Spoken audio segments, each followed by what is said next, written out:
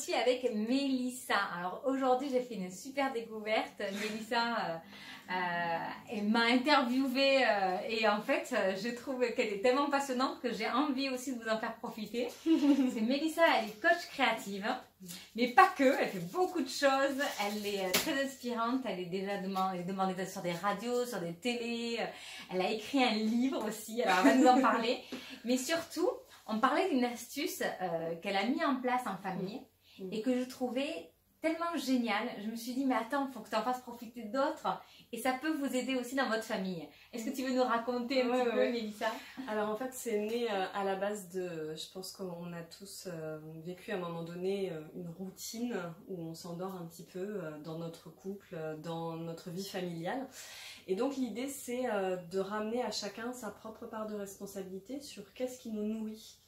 Voilà, nos enfants, ils ont des souhaits, des fois des choses un peu folles, des fois il faut un petit peu canaliser aussi les choses, et des fois on a soit des envies, des besoins qui ne sont pas les mêmes, que ce soit pour notre conjoint, pour nos enfants, pour soi-même.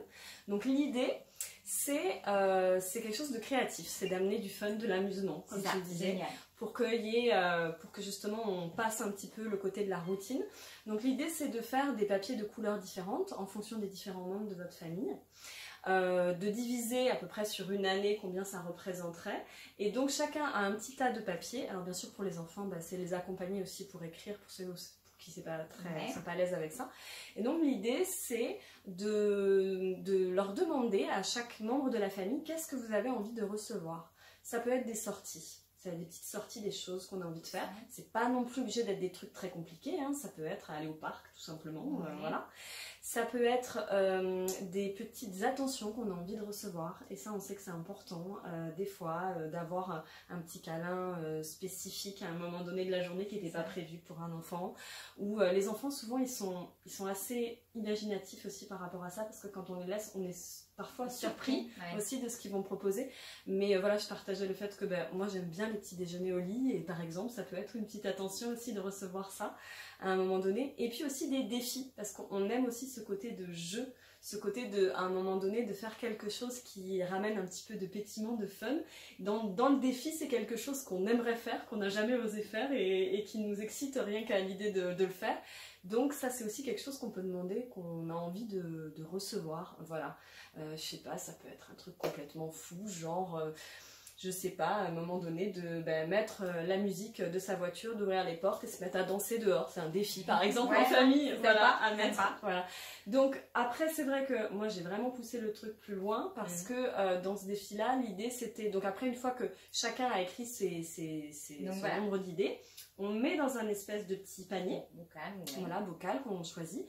Et puis, chacun va en piocher, donc pas de sa couleur, justement, de la couleur de quelqu'un, va en piocher, et c'est que cette semaine-là, c'est ça qui va devoir être fait pour une des personnes. Donc, ce qui est chouette, c'est que vous écrivez vos défis, vous vous en souvenez plus, et ce qui est sympa, c'est que ça arrive à un moment donné, donc vous savez que ça va arriver, mais vous savez pas quand et comment et de quelle manière. Il en faut une cinquantaine pour que ça passe au moins une par semaine toute l'année, admettons. Voilà.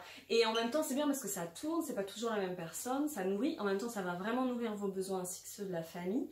Et ce qui est chouette, nous on avait rajouté ce petit truc, parce que ça amène ce côté encore plus de pétillement, de choisir une musique. Toi tu disais que tu as la musique de ta famille, et ce qui est chouette, c'est de se choisir une musique, et du coup quand la personne elle doit le mettre en place, alors voir aussi pour faciliter au niveau des enfants, bien sûr peut-être l'aide de l'adulte, voilà, de l'adulte qui ne va pas recevoir, mais de mettre la musique au moment où vous allez donner ce petit défi, cette attention, cette petite sortie, voilà. Moi je me rappellerai toujours d'une fois où j'avais noté, et puis voilà, j'avais envie d'aller manger des fruits de mer, voilà, j'avais envie de fruits de mer. Musique. Je rentre, c'était la journée en plus terrible, je rentre, j'entends la musique, et là je me dis, il y a un truc qui se prépare, donc il y a l'excitation. Voilà, c'est ça, je sais pas. Et alors là, c'est le moment de gros kiff quand tout à coup mon compagnon m'a dit, alors maintenant tu as 10 minutes pour te faire jolie et on s'en va. Et je savais toujours pas, donc ça a duré un moment, mais c'est le côté surprise en fait. Et je pense que c'est ça, s'autoriser des surprises, Et de se surprendre, je pense que c'est la chose la plus chouette pour moi. Ça rappelle vraiment les fêtes de Noël, ce côté où on attend quelque chose, on ne sait pas, ça va arriver. C'est ça, et là c'est toute l'année. Oui. Donc des petites attentions, tout simplement, on marque sur un papier tous nos souhaits, nos désirs, ce qui nous ferait plaisir, ce qui nous ferait briller, voilà, mettre des petites étincelles dans nos yeux. Donc si on choisit, si admettons on est 4, en général on est 4 dans une famille, c'est ce qui se passe en France en ce moment à peu près. Hein.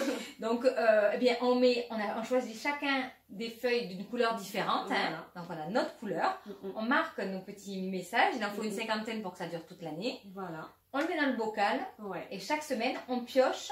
On pioche ce qu'on a envie de recevoir pour soi, je le dis bien, ça c'est important. Bien sûr. Voilà, donc pour nous faire plaisir. Aussi, voilà, pour nous faire plaisir, mais du coup c'est quelqu'un d'autre qui va le piocher. C'est ça permet en fait de nourrir, de venir alimenter ce fait de se sentir aimé.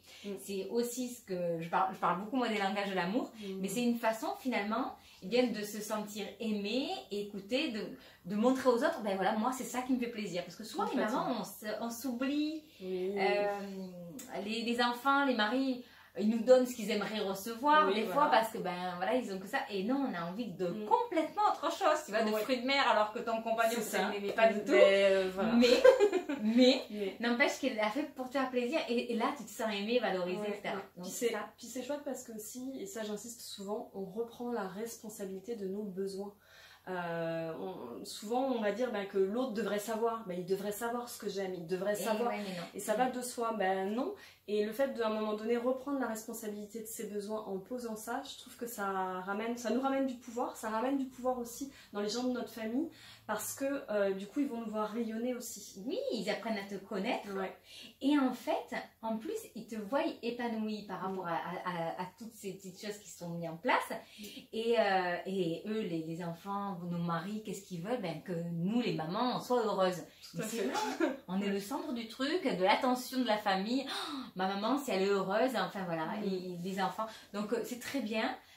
C'est pas que pour les mamans, d'ailleurs c'est pour tous les membres de la famille. Mais moi, je trouve génial de pouvoir comprendre en fait finalement les besoins, ce que les enfants attendent. Et je pense qu'on pourrait être surpris quand on n'a jamais fait l'exercice de savoir en fait qu'il y en a, ils veulent juste de l'attention, du temps avec vous. Il y en a, ils veulent... Alors, il y a des choses qui reviennent et c'est la façon à eux de se sentir aimés.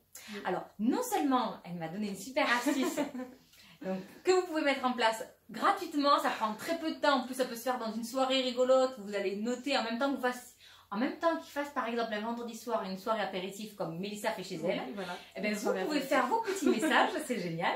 Et en plus, Mélissa a écrit un livre alors qui me tient particulièrement à cœur parce que moi c'est quelque chose que je crois vraiment, c'est qu'il faut prendre soin de la femme et de ses besoins pour pouvoir être épanouie en tant que mère et pour que toute la famille aille bien en fait. Mais je suppose que alors tu as écrit un livre par rapport à ça. Alors souvent je donne ce mantra qui est très simple.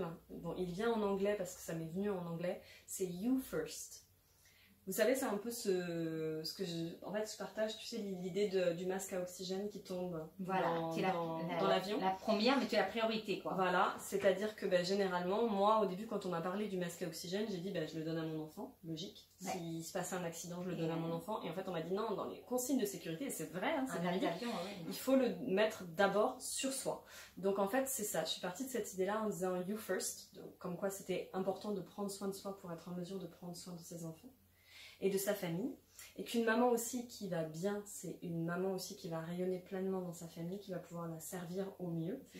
Et en fait, c'est comme ça que j'ai décidé aussi d'écrire ce livre qui s'appelle Vie de femme, vie de mère, ou comment s'accomplir en tant que femme quand on est mère. Je suis partie aussi parce que moi il y a très longtemps en fait, à l'arrivée de mon deuxième enfant, j'ai fait un burn-out parental. C'est-à-dire que je voulais tellement être la maman parfaite, que je voulais tout donner, que je voulais être là. Et en fait, un petit peu comme ce que je partageais justement avec Cécile un peu plus tôt sur le fait moi j'étais une maman, j'aimais beaucoup mes enfants, j'aimais beaucoup partager du temps avec eux, mais alors moi je ne me voyais pas du tout être maman au foyer, et encore une fois il n'y a aucun jugement par rapport à ça. Et j'ai pas écouté la petite voix. J'ai voulu, j'ai voulu prendre soin de mes enfants, faire un congé parental, m'oublier, qui n'était pas forcément choisi, qui était un peu subi, mais j'ai quand même voulu aller au-delà de ça. Et je me suis aperçue qu'à un moment donné, c'était pas possible. Et donc, ça ne ressemblait pas. Non, ça me ressemblait pas. Et surtout, je voulais partager aussi tout ça. Même je partage dans la première partie du livre, je partage beaucoup de choses qui sont super tabous, dont on ne parle pas forcément. D'accouchement compliqué, je parle aussi d'allaitement quand on souhaite ne pas allaiter, ce qui des fois est un petit peu tabou en ce moment de parler de ça. Je parle aussi de congé parental, de tout ça. Et au-delà de ça, pour moi c'est un chemin. Donc l'idée de ce livre-là, c'est de parler de ces douleurs et d'aller vers la lumière. Et je suis intimement convaincue que nos rêves, c'est quelque chose qui est puissant, qu'on porte en nous depuis l'enfance, qu'on a oublié, qu'à un moment donné on ne s'est plus autorisé, et que le but c'est d'arriver à se reconnecter à ça. Et on a des enfants pour moi pour reconnecter avec cette énergie de vie là. Donc c'est comme ça que j'ai voulu écrire ce livre. J'ai voulu aussi que ce soit un livre, un peu un outil, donc on y trouve des exercices à l'intérieur, ce qui permet d'expérimenter des choses, de faire un point, une mise en réflexion, et aussi un endroit, ressource, parce que moi je suis intervenue pendant 9 ans dans les centres sociaux, et le but pour moi c'était aussi de donner beaucoup d'informations, des choses que les mamans ne trouvent pas, et je suis à chaque fois effarée de voir qu'on n'a pas l'information. Donc c'est aussi un livre qui va comporter aussi des espaces avec juste de l'information aussi pour les mamans, pour qu'elles puissent savoir quels sont les lieux ressources pour leur vie perso, pour leur vie de couple, pour tout un tas de choses. Donc c'est comme ça que j'ai eu envie de faire ce livre. Et voilà, j'ai aussi un programme d'accompagnement pour les mamans que j'ai décidé d'appeler You First. Pour ces 3 choses-là, retrouver la connexion à soi, parce que ça c'est un truc que souvent on perd parce qu'on est tellement dans le don, le sacrifice, voilà.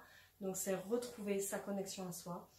Le deuxième, c'est retrouver sa vie de femme, dont on a parlé, qui est important, parce qu'on met le rôle de maman devant, et là on remet un peu le rôle de femme au cœur. Et le dernier, je crois qu'on a ça en commun, quoi. Remettre de la créativité et du fun dans notre vie de famille, parce que ça, c'est d'une puissance, mais monumentale. C'est ça.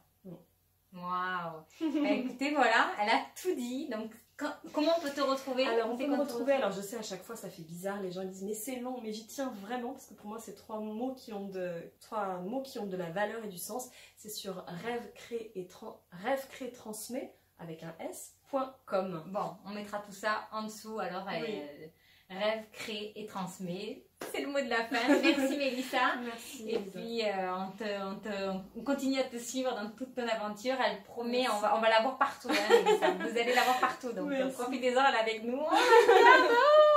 Merci Elisa. Allez, très belle continuation. Allez, à très vite.